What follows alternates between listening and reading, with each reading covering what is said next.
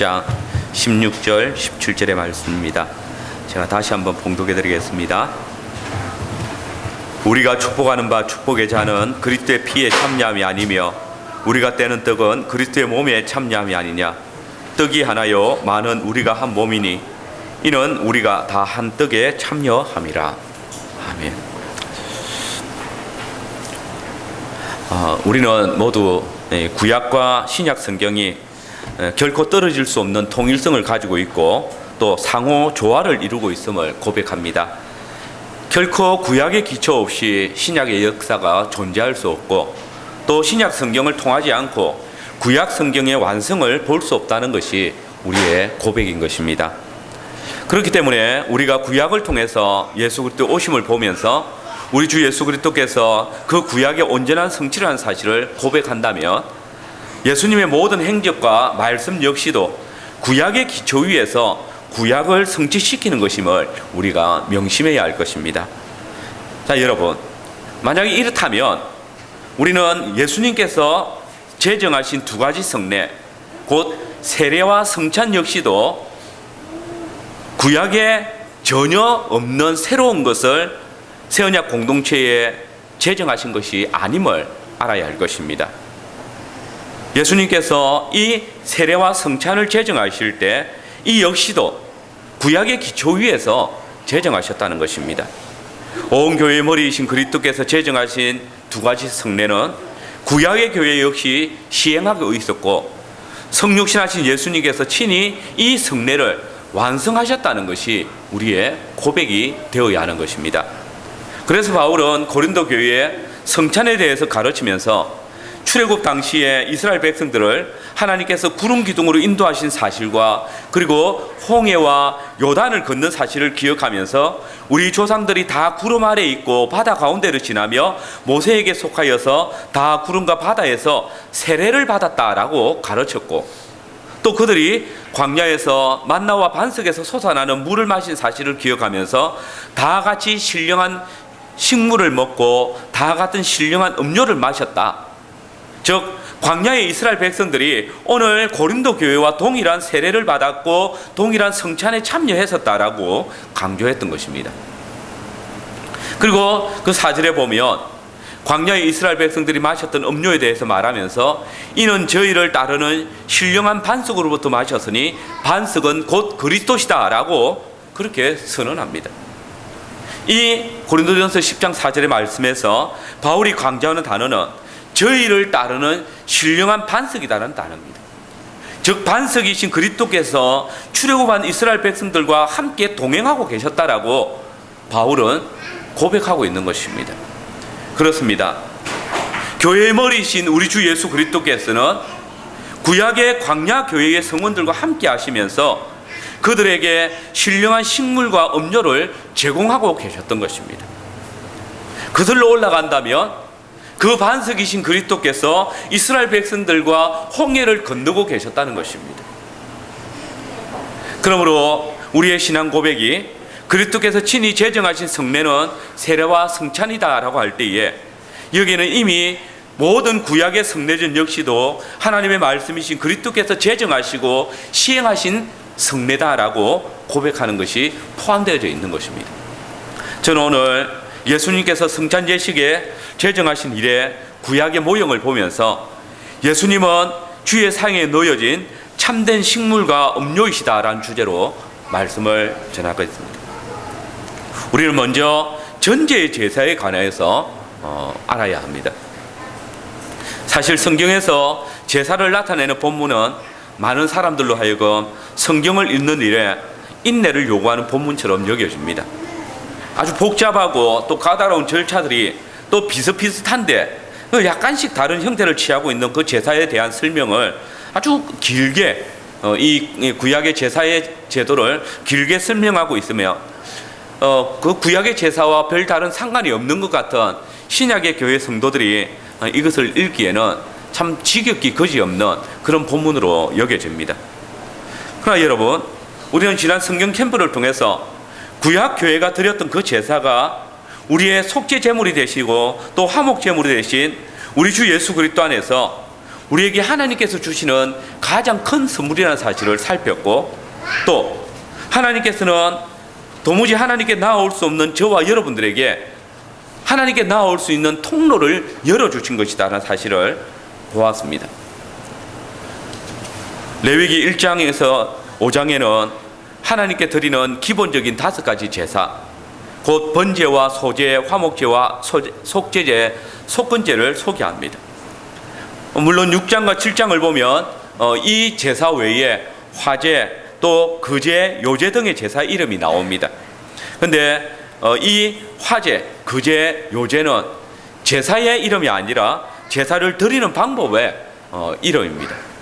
화제는 불로 태워서 드리는 것이고, 거제는 제물을 위로 들었다 내렸다 하면서 드리는 방법입니다. 그리고 요제는 제물을 이렇게 좌우로 흔들어서 드리는 방식입니다. 즉 모든 종류의 제사에서 각각 그 제사의 내용이나 드리는 자의 정황을 따라서 각각 다른 방법으로 제사를 드리는 것입니다. 여러분 잘 아시는 대로 5가지 기본적인 제사에서 곡식을 드리는 소제를 제외한 나머지 4개의 제사는 동물의 희생을 드리는 제사입니다. 여기서 이 동물은 죄로 인해서 하나님께 나아갈 수 없는 사람을 대신해서 드려지는 제물입니다. 죄의 삭은 사망입니다. 그런데 죄인인 인간이 자신의 죄를 동물에게 안수를 통해서 전가했을 때 그 동물은 드리는 자를 대신해서 하나님 앞에 죽는 것입니다. 제사장은 이 희생의 동물을 드릴 때 화제 또는 요제나 거제의 방식으로 드리게 되는 것입니다. 자, 그런데 여러분, 우리가 오늘 함께 읽히지 않았지만은 지난 2012년에 제가 설교했던 민수기 15장의 말씀과 오늘 함께 읽은 민수기 28장의 말씀에 보면 레위기에서 제시되어진 동물을 드리는 제사에 대해서 말할 때에 앞에 언급되어진 제사의 방법, 즉 화제나 거제, 요제와는 다른 제사의 방법이 나오는 것을 봅니다. 즉 포도주를 제사의 제물에 부어드리는 전제라는 제사가 나오는 것입니다. 여러분, 왜 하나님께서는 이 전제의 제사에 대해서 제사장의 직무에 대해서 상세하게 밝히고 또 제사의 방법에 대해서 상세하게 밝히고 있는 레위기에서는 전혀 말씀하고 있지 않다가 이 민수기에서 전제의 제사를 명하시는 것일까요? 이것은 저의 민수기 15장 설교를 들으신 성도들은 기억하시겠지만은 전제의 포도주를 부어드리라고 명하는 때가 중요한 요건을 갖추는 것입니다. 민수기 15장 2절에서 5절의 말씀을 보십시오. 거기 보면 이스라엘 자손에게 고하여 그들에게 이르라, 너희가 내가 주어 거하게 할 땅에 들어가서 여호와께 화제나 번제나 선을 갚는 제나 낙헌 제나 정한 절기제와 소나 양으로 여호와께 향기롭게 드릴 때에 특별 서원하는 그 예물을 드리는 자는 고운 가루 에바 10분지 1에 기름 한 흰에 4분지 1을 섞어 여호와께 소제로 드릴 것이며, 번제나 다른 제사로 드리는 제물이 어린 양이면 전제로 포도주 한 흰에 4분의 1을 예비할 것이요 라고 말씀하고 있습니다. 여기에 보면 전제의 포도주를 희생동물의 그 위에 붓는 제사에 대해서 특별히 명령을 하고 있습니다.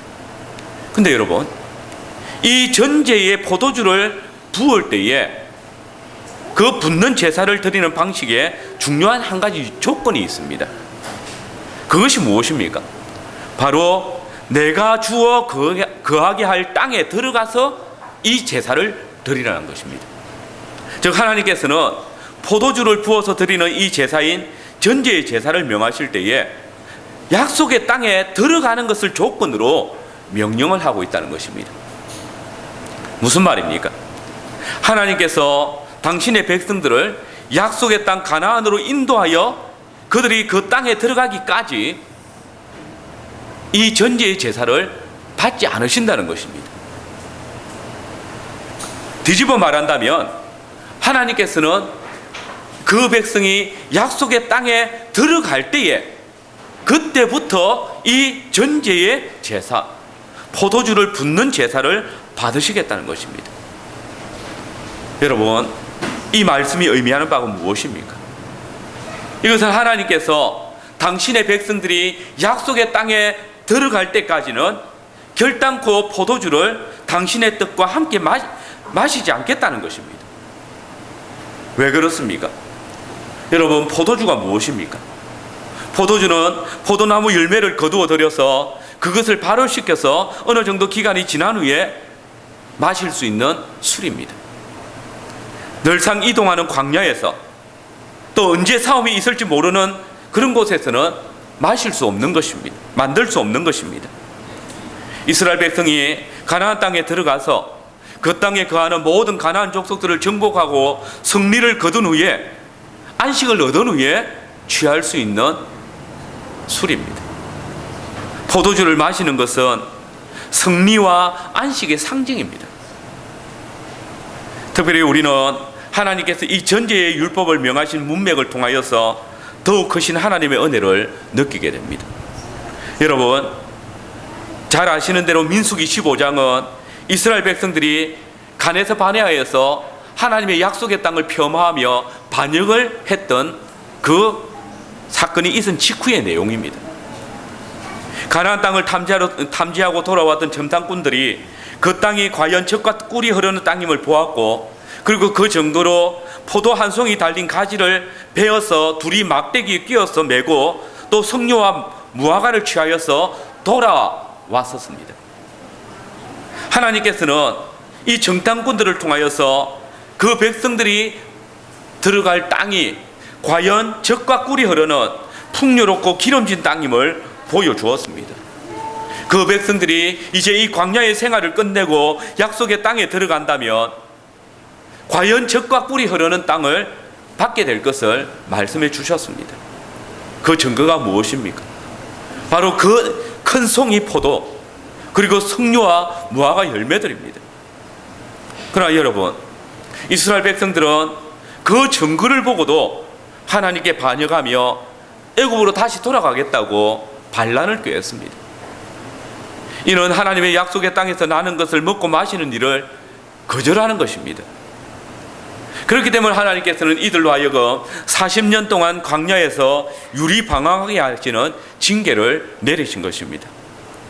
그런데 여러분, 하나님께서 바로 이 징계를 내리신 직후에 그 백성들로 하여금 약속의 땅에 40년 동안 들어가지 못하고 광야에서 유리방황하게 될 것이라고 선언한 직후에 이 전제의 제사에 관한 규례를 명령하셨습니다. 무슨 말입니까? 이 전제의 제사에 대한 규례는 비록 그 백성들이 하나님의 약속의 땅을 멸시하고 또 그 땅에 들어가지 않겠다라고 반란을 꾀함으로 인하여서 하나님의 징계를 받았지만은 하나님께서는 그 백성들로 반드시 이 약속의 땅에 인도하시겠다라는 약속을 이 전제의 제사를 통하여서 명령하고 있는 것입니다. 약속의 땅에 들어갈 자격이 없는 자들에 대해서 하나님께서는 오래 참으시고 그 백성들에게 반드시 약속의 땅과 안식을 허락해 주시겠다는 그 사랑과 은혜를 이 전제의 제사를 통하여서 약속하고 계시는 것입니다. 너희가 약속의 땅에 들어가거든 이 전제의 포도주를 내게 드리는 제물에 부으라는 것입니다. 더욱 하나님께서 이 백성들을 약속의 땅으로 반드시 인도하여 드릴 것을 약속하고 있는 것입니다. 여러분, 포도주는 기쁨과 안식의 상징입니다. 하나님께서는 하나님의 약속을 믿지 아니하고 또 하나님께서 주시는 약속의 땅을 멸시하는 하나님의 언약에 대해서 반역을 꾀하는 그 백성들에게 여전히 은혜를 베푸시며 또한 그들에게 안식을 주실 것을 이 전제의 제사를 통하여서 약속하고 계시는 것입니다. 사랑하는 성도 여러분, 하나님께서는 이 백성들이 약속의 땅에서 완전한 안식을 누릴 때 그때부터 전제의 제사를 받으시겠다고 말씀하십니다. 이는 이 백성들이 자신들의 범죄로 인해서 이 광야에서 고난을 당하는 동안에 그 백성들과 함께 고난 당하실 것을 말씀하시는 것입니다. 진실로 하나님께서는 그 백성들이 기쁨과 안식을 누리지 못하는 광야에 있을 동안에 당신도 그 기쁨과 안식을 누리지 아니하고 그 백성들과 함께 광야에서 고난을 당하시겠다고, 나도 너희처럼 포도주를 마시지 않겠다라고 선언하시는 것입니다. 그리고 본문을 자세히 보면 이 전제의 제사는 동물을 바쳐서 드리는 모든 피의 제사에 항상 함께 드려졌다는 사실을 알 수 있습니다. 그 민수기 15장과 28장을 쭉 읽어보시면 이스라엘이 약속의 땅에 들어가면 모든 종류의 번제와 화목제, 속죄제와 속건제에는 언제나 소제와 함께 전제가 드려졌다는 사실을 우리가 볼 수 있습니다. 그리고 함께 읽지는 않았지만은 29장을 읽어보면 매일 드리는 상번제, 안식일의 제사, 월삭때의 제사, 매 절기 때의 제사 때마다 하나님께서 드리는 모든 희생 제사에는 언제나 이 소제와 함께 전제가 동반되어지고 있다는 사실을 볼 수 있습니다.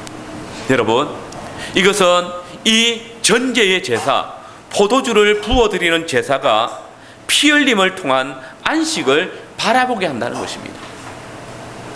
피 흘림이 없은즉 죄사함도 없습니다.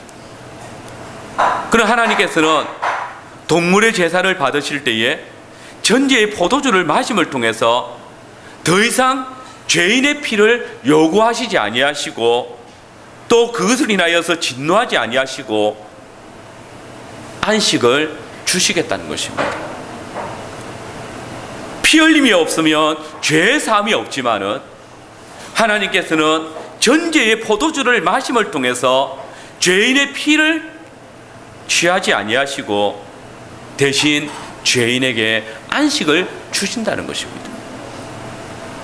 그리고 곡식의 가루를 빻아서 드리는 소제의 경우에는 항상 전제를 함께 드릴 필요가 없지만은 레위기 23장 9절에서 14절의 말씀에 보면 이스라엘이 가나안 땅에 들어가서 농작을 할 때에 매년 처음 거둔 곡식, 곧 첫 열매를 드리는 제사에는 언제나 전제와 함께 드려야 한다라고 명령하고 있습니다. 곧 약속의 땅에서 하나님께서 그들과 함께 하신다는 그 첫 번째 소산을 드릴 때에 그 하나님의 것은 반드시 전제와 함께 드리라고, 곧 그 아들의 피를 함께 드리라고 명령하고 있습니다.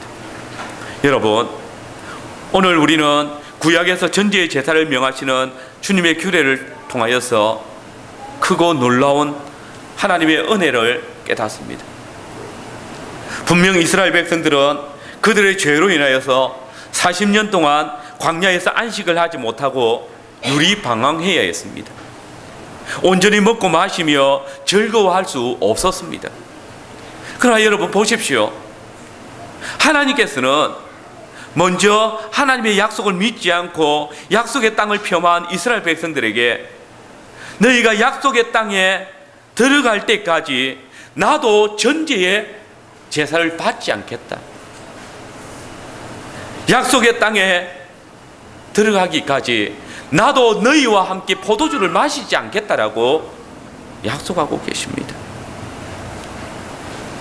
이스라엘 백성들은 자신들의 불순종을 인하여서 그 안식과 기쁨의 포도주를 마시지 못했지만 하나님께서는 그 불순종한 이스라엘 백성들과 함께 광야에서 고난 당하시며 당신도 그들과 함께 포도주를 마시지 않겠다고 말씀하시는 것입니다. 더불어 그 백성들이 포도주를 마시지 못할 때에 전제의 제사를 명하심을 통해서 내가 반드시 너희를 약속의 땅으로 인도하여 주실 것을 보여주고 계십니다. 진실로 그 백성들에게 안식을 누리는 그 기쁨을 얻는 그날까지 그 백성들과 함께 하시며 반드시 약속의 땅으로 인도하실 것을 이 전제의 제사를 통하여서 보여주시는 것입니다. 그러므로 이스라엘 백성들은 이 전제의 제사의 규례를 통하여서 언약에 신실하신 하나님께서 그 약속의 땅으로 자신들을 인도하여 주실 것을 믿을 뿐만 아니라 또한 그들과 함께 안티의 포도주를 멀리하시고 광야에서 함께 고난의 떡으로 유랑하신다는 사실 속에서 큰 위로와 또 하나님의 함께 하심의 기쁨을 누려야 하는 것입니다. 두 번째로 우리는 하나님의 식물과 하나님의 음료를 이 전제의 제사를 통하여서 살펴야 합니다. 여러분, 하나님께서는 왜 제사 제물에 전제를 함께 드리도록 지시하셨을까요? 우리 민수기 28장 2절 말씀과 24절의 말씀을 같이 한번 읽어보겠습니다. 민수기 28장 2절 말씀 먼저 읽겠습니다. 같이 읽겠습니다. 이스라엘 자손에게 명하여 그들에게 이르라. 나의 기물 나의 식물 되는 화제 나의 향기 먹은 것은 너희가 그 정한 시기에 상바하게 되는지니라. 24절도 같이 읽겠습니다. 너희는 이 순서대로 7일 동안 매일 여호와께 향기로운 화제의 식물을 드리되 삼번제와 그 전제 외에 드릴 것이며.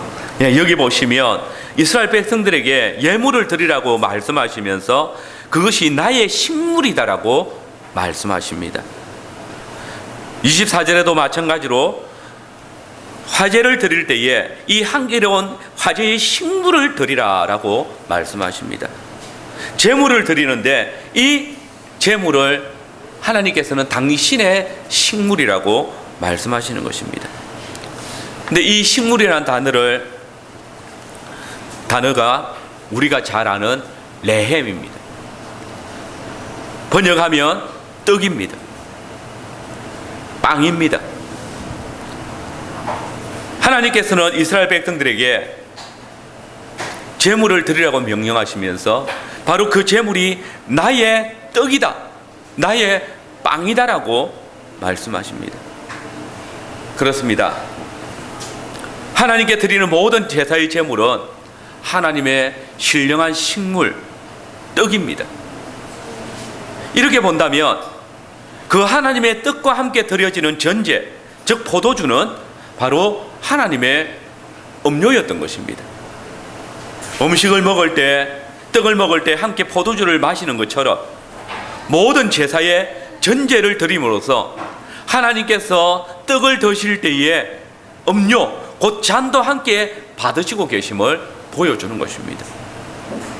그래서 전제를 직역하면 음료를 마시는 제사라고 이름할 수 있을 것입니다. 이것이 신명기 32장 38절에 잘 나타납니다. 그들의 희생의 고기를 먹던 것들, 전제의 술을 마시던 것들로 일어나서 너희를 돕게 하라. 너희 보장이 되게 하라. 희생의 고기를 먹을 때에 전제의 술을 함께 마신다. 그리고 그것들이 일어나서 너희를 돕게 해라. 하나님께서 그 떡을 먹고 그 음료를 마시며 이스라엘 백성들을 도우신다는 것을 선언한 말씀입니다. 여러분, 이 전제의 제사는 이스라엘 백성들에게 더할 나위 없는 큰 은혜요 복이었습니다. 그들은 하나님을 왕으로 모시는 하나님 나라의 백성이었습니다. 그런데 왕이신 하나님께서는 그 백성들에게 자신과 함께 식탁에 앉아서 떡과 포도주를 먹을 수 있는 큰 특권을 부여하셨던 것입니다. 그러므로 백성들은 제사장들과 함께 하나님께 제사를 드릴 때마다 하나님과 함께 앉아서 먹는 큰 기쁨을 누릴 수 있었습니다. 그러므로 하나님께서 당신의 백성들에게 다른 신에게는 결코 제사를 드리지 못하도록 한 이유도 바로 여기에 있습니다. 이 백성들은 단 한 분의 왕을 모시며 그분과 함께 식탁에 앉았기 때문입니다. 그러므로 이 백성들이 다른 신에게 제사를 드리게 된다면 그것은 자기 왕이 아닌 다른 왕, 곧 다른 주에게 충성을 서약하는 것이고, 바로 이것이 주의 식탁과 귀신의 식탁에 함께 앉게 되는 결과를 초래하는 것입니다. 그래서 바울은 함께 읽은 고린도전서 10장 16절에 21절에서 우상의 제물을 무분별하게 먹고 마시는 고린도 교회, 곧 그 백성들에게 성찬식과 이 구약의 제사를 함께 연결해서 설명을 해주고 있는 것입니다. 우리가 축복하는 축복의 잔은 그리스도의 피에 참여함이 아니며 우리가 떼는 떡은 그리스도의 몸에 참여함이 아니냐. 떡이 하나요 많은 우리가 한 몸이니 이는 우리가 다 한 떡에 참여함이라. 육신을 따라 난 이스라엘을 보라. 제물을 먹는 자들이 제단에 참여하는 자가 아니냐. 그런즉 내가 무엇을 말하느뇨. 우상의 제물은 무엇이며 우상은 무엇이라 하느뇨. 대저 이방인의 제사하는 것은 귀신에게 하는 것이요 하나님께 제사하는 것이 아니니 나는 너희가 귀신과 교제하는 자 되기를 원치 아니하노라. 너희가 주의 잔과 귀신의 잠을 겸하여 마시지 못하고 주의 상과 귀신의 상에 겸하여 참여치 못하리라. 예수님께서 제정하신 성찬식에 참여하는 자들은, 주의 상에 참여하는 자들은 바로 하나님과 함께 먹고 마시는 것입니다. 그러므로 이러한 자들이 우상에 드려진 제물을 먹는 것은 우상의 상에 참여하는 것이라고 말씀하시는 것입니다. 여러분, 성찬식은 이런 엄청난 의미를 가지고 있습니다. 이스라엘 백성들이 하나님께 드려진 제단의 제물을 먹을 때에 그들은 하나님의 상에 참여했습니다. 이를 통해서 하나님의 한 몸이고 하나님의 백성됨을 나타내었습니다. 마찬가지입니다. 우리가 주의 상에 참여하는 것, 주의 떡을 먹고 주의 잔을 마시는 것은 우리가 주의 몸에 참여하는 것이고 주의 피에 참여하는 것이고 주의 몸과 하나가 되는 것입니다. 이렇게 예수님께서는 구약의 전제의 제사를 통해서 이 성찬식을 새롭게 제정하심으로써 그분의 제자들과 우리 모두를 당신의 식탁에 초대하시고 당신의 몸에, 당신의 피에 참여하게 불러주시는 것입니다. 주의 신령한 상에 함께 참여하는 성도 여러분, 오늘 이 주의 상에 참여하기 위해서 여러분 자신을 살펴볼 줄 압니다. 이 시간 주께서 우리에게 진술하여 놓으신 주의 식물과 음료를 먹고 마심에 있어서 우상의 것들, 곧 재물과 명예 또는 자녀나 학업, 사업을 위해서 바쳐진 재물을 겸하여 먹고 마시는 어리석은 자들이 없기를 바랍니다. 오직 우리가 먹든지 마시든지 무엇을 하든지 다 하나님의 영광을 위해서 그분의 상에 참여하기에 부끄러움이 없는 그러한 삶을 살아드리기를 바랍니다. 마지막으로 그리스도 안에서 완성되어진 성찬상에 관해서 살펴보겠습니다. 앞에서 말씀드린 대로 떡으로 드려지는 동물은 그 드리는 사람을 대신합니다. 이 말이 무슨 말입니까?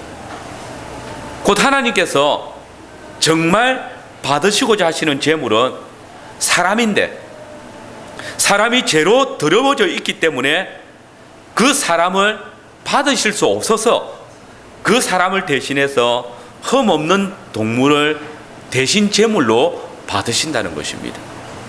여러분, 하나님께서 구약에서 인신제사를 금하시는 이유가 무엇입니까?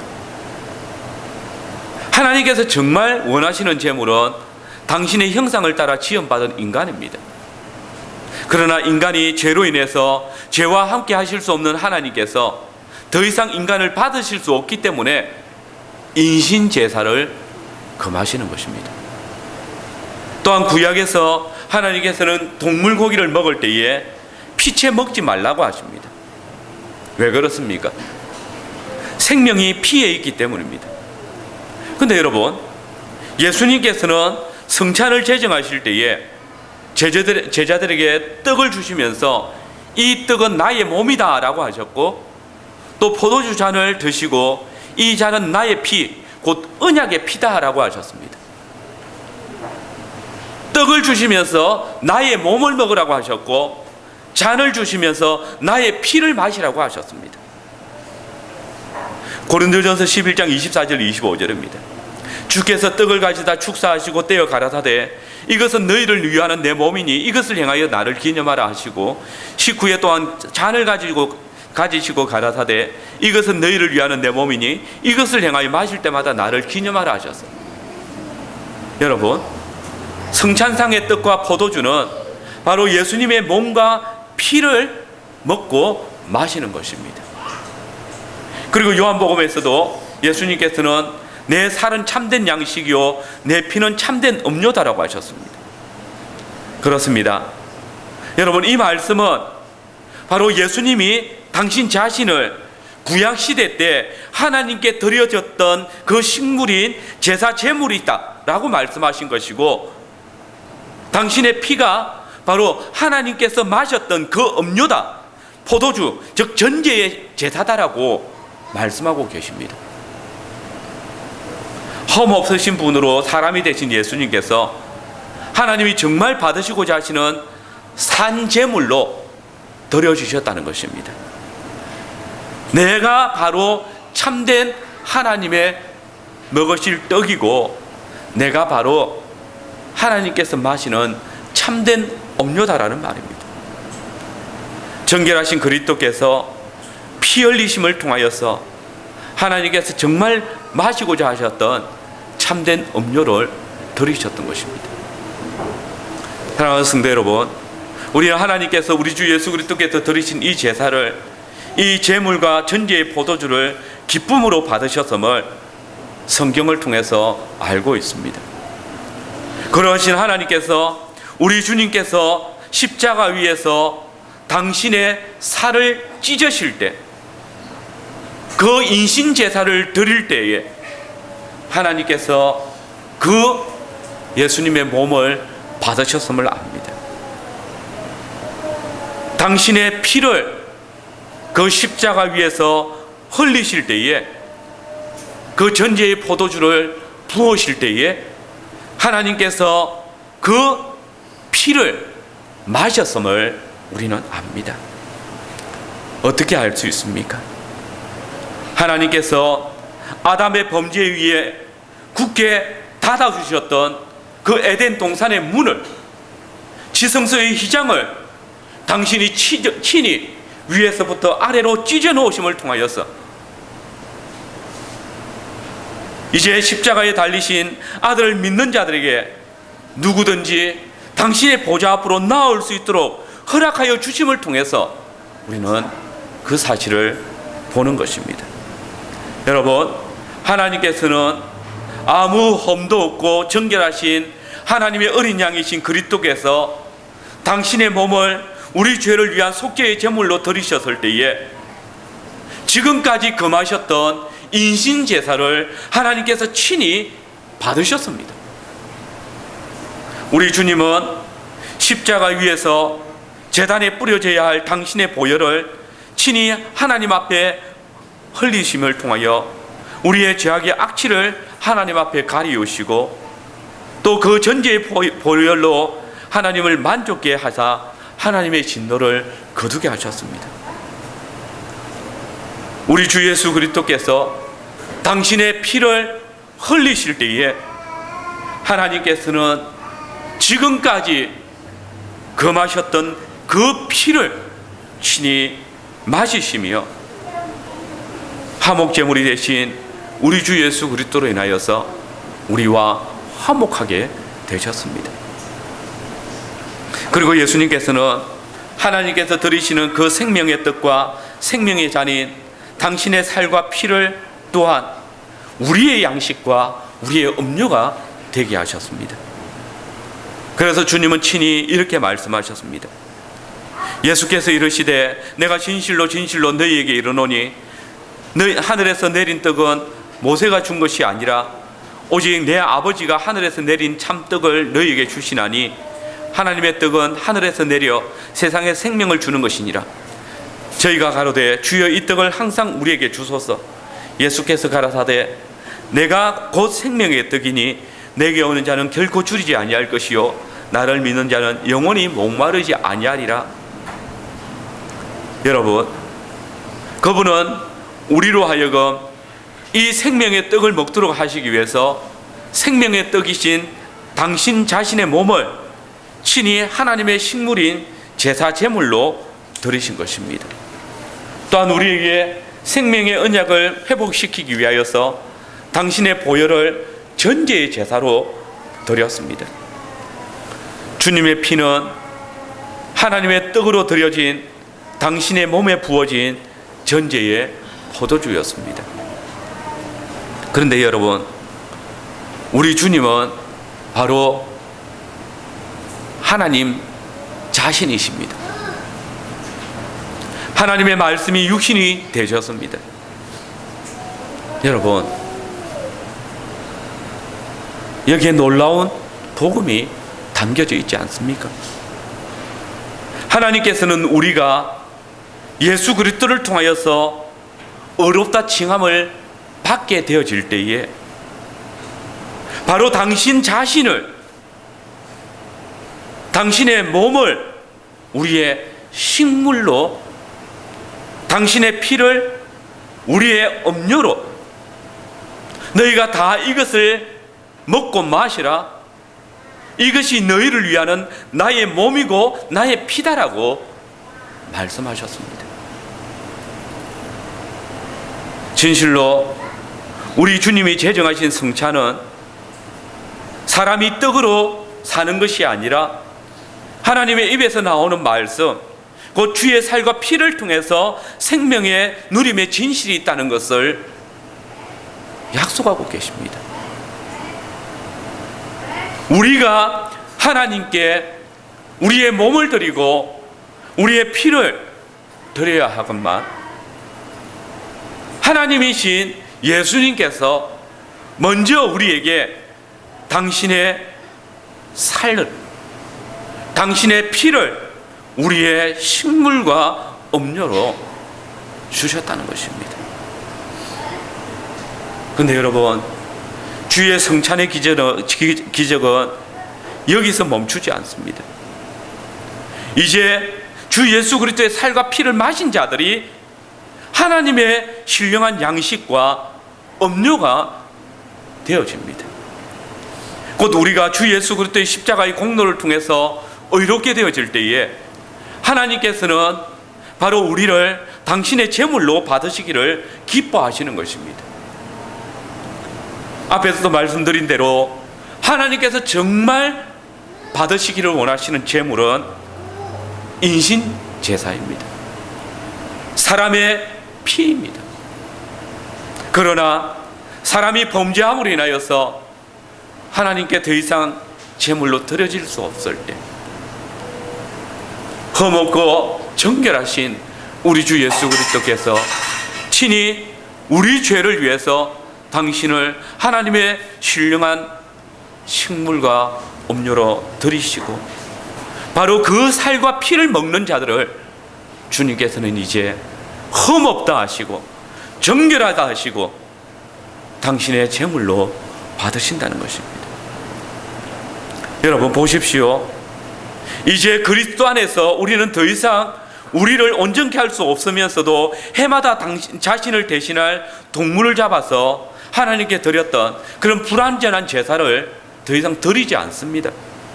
도리어 우리는 그리스도 안에서 우리 몸을 하나님이 기뻐하시는 거룩한 산 제사로 드립니다. 로마서 12장 1절입니다. 그러므로 형제들아, 내가 하나님의 모든 자비하심으로 너희를 권하노니 너희 몸을 하나님이 기뻐하시는 거룩한 산 제사로 드리라. 이것이 너희의 드릴 영적 예배니라.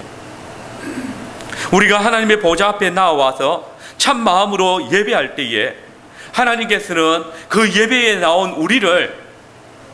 우리의 몸을 당신의 제물로 받으신다는 것입니다. 그러나 예배로 나온다고 하나님께서 다 제물로 받으시는 것은 아닙니다. 구약에서나 신약에서나 마찬가지로 하나님께서 받으시는 제사의 제물은 흠이 없고 정결한 것입니다.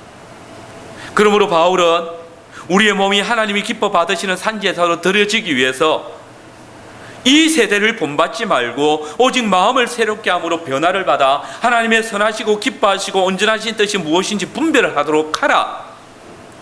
이것이 너희가 드릴 거룩한 산제사고 예배다라고 말합니다. 마찬가지로 히브리서 기자는 예수 그리스도 안에서 우리를 하나님께 찬미의 제사로 드리자고 권하면서 하나님이 정말 기뻐하시는 제사가 무엇인지 밝히고 있습니다. 히브리서 13장 15절에서 16절의 말씀입니다. 이러므로 우리가 예수로 말미암아 항상 찬미의 제사를 하나님께 드리자. 이는 그 이름을 전가하는 입술의 열매니라. 오직 선을 행함과 서로 나눠주기를 잊지 말라. 이 같은 제사는 하나님이 기뻐하시는 제사니라. 성도 여러분, 하나님이 기뻐하시는 제사가 무엇입니까? 그 입술의 이름을 전가하는 입술의 열매입니다. 선을 행함과 서로 나눠주기를 잊지 않는 그 제사입니다. 이것이 찬미의 제사라고 히브리서 기자는 선언합니다. 사랑하는 성도 여러분, 이제 우리의 몸이 하나님께 기뻐하시는 거룩한 산제사가 되어야 합니다.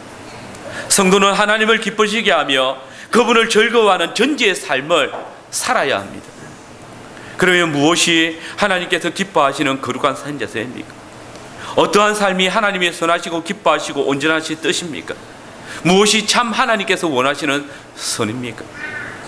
우리는 바울 사도가 어떻게 자신을 전제의 제사로 하나님께서 기뻐 받으시는 산제사로 드렸는지를 볼 수 있습니다. 우리 함께 빌립보서 2장 17절 말씀을 읽어보겠습니다. 빌립보서 2장 17절입니다. 신약성경 한글 개역성경은 320쪽에 있습니다. 우리 같이 읽겠습니다. 만일 너희의 믿음의 봉사 위에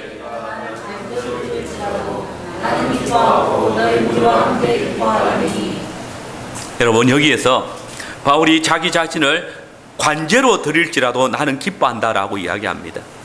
바로 여기 이 관제가 구약의 전제입니다. 바울은 교회를 위하여서 자신의 생명을 아끼지 않고 살아가겠다고 합니다.